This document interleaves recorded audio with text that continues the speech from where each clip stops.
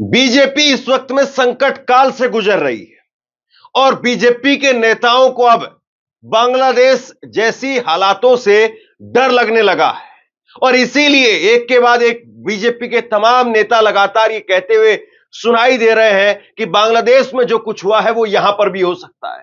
कमाल की बात यह देखिए आप कि योगी आदित्यनाथ का बयान भी अब इसी को लेकर के आया। योगी आदित्यनाथ ने कहा है बटेंगे तो कटेंगे।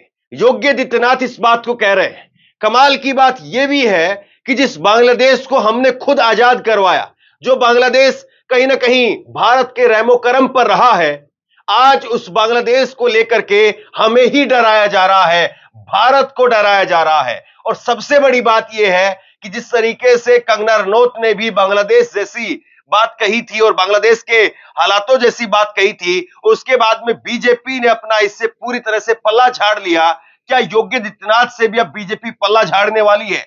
बीजेपी के समर्थकों में योगी आदित्यनाथ को लेकर के और योगी आदित्यनाथ के इस बयान को लेकर के जबरदस्त तरीके से गुस्सा नजर आ रहा है कि आखिरकार बीजेपी अब लोगों के साथ खड़ी नहीं हो पा रही है। या बीजेपी खड़ी नहीं हो पा रही है या विपक्ष अब इतना ताकतवर हो गया है कि विपक्ष अब बीजेपी को खड़े होने नहीं दे रहा है। योगी आदित्यनाथ का बयान निकल करके सामने आया। योगी आदित्यनाथ ने इस बयान में कहा कि बटेंगे तो कटेंगे, एक रहेंगे तो सुरक्षित रहेंगे।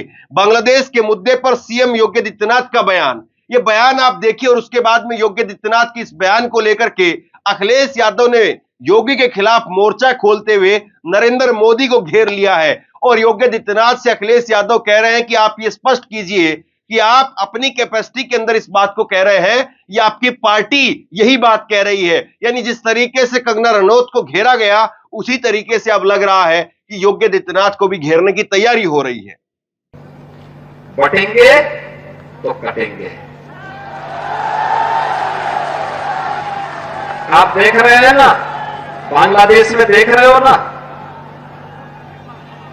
तो वो गलतियां यहां नहीं होनी चाहिए। बटेंगे तो कटेंगे, एक रहेंगे तो नेक रहेंगे, सुरक्षित रहेंगे और समृद्धि की पराकाष्ठा को पहुंचेंगे।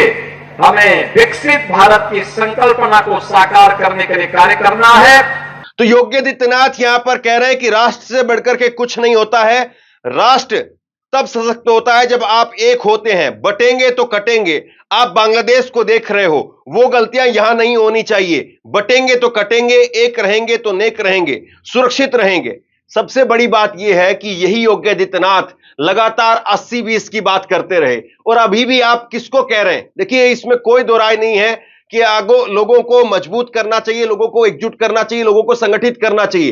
लेकिन आप किनको संगठित होने के लिए बोल रहे हैं और किसके खिलाफ संगठित होने के लिए बोल रहे हैं? यह भी अपने आप में बहुत बड़ा सवाल खड़ा हो जाता है। क्योंकि योगी आदित्यनाथ अगर ये कहते हैं कि अगर हम सभी धर्म के लोग, भारत के सब लोग एक साथ होकर के मजबूती के साथ में एक साथ रहेंगे और सारी भारी ताकतों को हम हरा देंगे, तो समझ में आता है कि योगी आदित्यनाथ क्या कहना चाहते हैं। लेकिन योगी आदित्यनाथ जो 80-20 का नारा देते थे, उन योगी आदित्यनाथ के बयानों पर फिर सवाल खड़े हो जाते हैं कि योगी आदित्यनाथ की आखिरकार मंशा क्या है।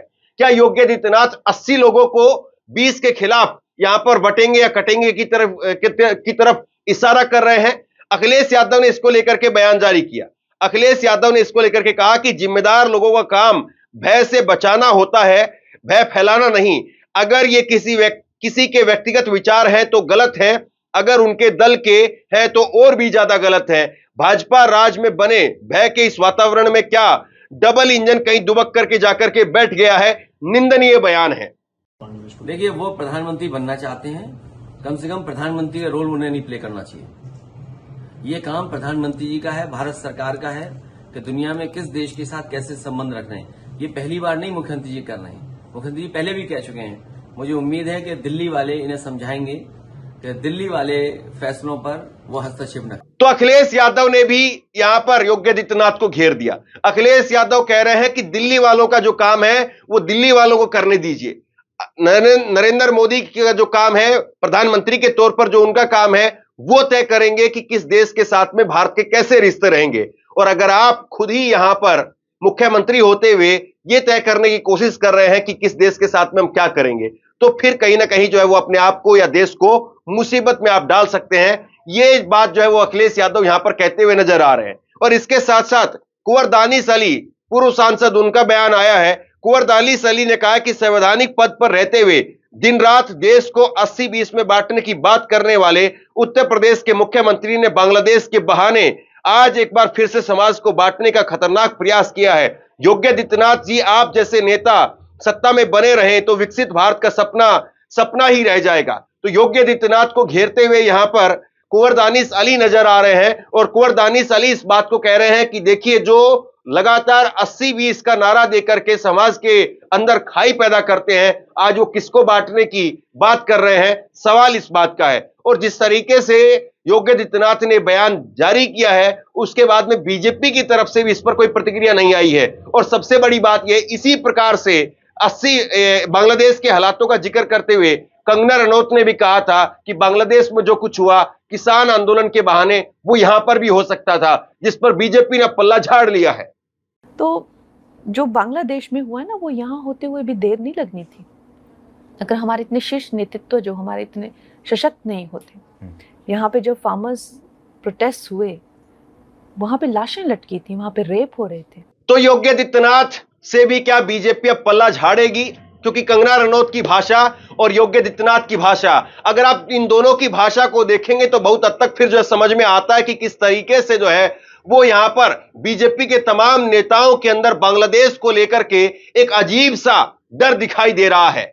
इसको लेकर के कांग्रेस के प्रवक्ता सुरेंद्र राजपूत, उन्होंने लिखा कि आपकी नसीहत याद रहेगी योगी जी, अब हिंदुस्तानी ना बटेगा ना कटेगा, और अब भाजपा बटेगी भी और खंड खंड कटेगी भी। कोई भाजपा योगी जी की, मोदी जी की और कोई शाह जी की। जी, हर हिंदुस्तानी को आपकी ये नसीहत याद रहेगी कि बटेंगे तो कटेंगे। बिल्कुल आपने सही कहा। आप लोगों ने आज तक हर हिंदुस्तानी को बांटकर ही तो काटा है, कभी हिंदू मुसलमान के नाम पर, कभी अगड़े पिछड़े के नाम पर, कभी ठाकुर ब्राह्मण के नाम पर, कभी दलित पिछड़े के नाम पर। लेकिन अब पूरा इंडिया समझ गया है, हर हिंदुस्तानी समझ गया है कि अगर बटेंगे तो कटेंगे।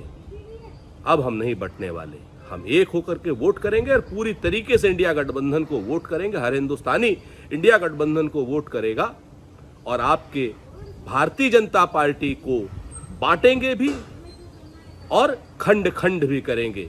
कोई भारतीय जनता पार्टी योगी के नेतृत्व में चलेगी, कोई भारतीय जनता पार्टी मोदी जी के नेतृत्व में चलेगी। आने वाले समय में भारतीय जनता पार्टी कटेगी और बटेगी। तो कुल मिलाकर के सुरेंद्र राजपूत ये कह रहे हैं कि अब भाजपा खंड खंड होगी, अब देश खंड खंड नहीं होगा, देश के लोग एकजुट रहेंगे और एकजुट होकर के इंडिया गठबंधन को वोट करेंगे। देखिए, वोट देना ना देना वो तो एक अलग बात है, लेकिन एक राजनेता के तौर पर और एक संवैधानिक पद पर रहने के तौर पर अगर हम देखें तो ऐसे बयान से लोग किनारा करते हैं। क्या योगी आदित्यनाथ ने ऐसा बयान देकर के नरेंद्र मोदी की कुर्सी को चैलेंज किया है? और क्या नरेंद्र मोदी के सामने योगी आदित्यनाथ एक अपने आप को विकल्प के तौर पर देख रहे हैं? बड़ा सवाल यह है कि जिस तरीके से योगी आदित्यनाथ का यह बयान निकल करके सामने आया है, इसके बाद में भाजपा के किसी भी नेता की तरफ से इस पर टिप्पणी नहीं आई है। योगी आदित्यनाथ का एक बार यह बयान आपको मैं फिर से दिखाता हूं, और इसको लेकर के भाजपा के खेमे में बड़ी खलबली मची हुई है। भाजपा के लोग कह रहे हैं कि योगी आदित्यनाथ ने बात सही कही है, लेकिन भाजपा इसके साथ में खड़ी नहीं होगी। मैं आपको दिखाऊंगा किस तरीके से भाजपा के ही जो समर्थक हैं वो अब योगी आदित्यनाथ को लेकर के क्या कुछ लिख रहे हैं। बटेंगे तो कटेंगे। आप देख रहे हैं ना, बांग्लादेश में देख रहे हो ना, तो वो गलतियां यहां नहीं होनी चाहिए। बटेंगे तो कटेंगे,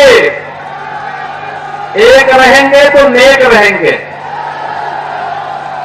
सुरक्षित रहेंगे और समृद्धि की पराकाष्ठा को पहुंचेंगे। हमें विकसित भारत की संकल्पना को साकार करने के लिए कार्य करना है। योगी आदित्यनाथ का यह बयान भाजपा की गले की हड्डी ना बन जाए।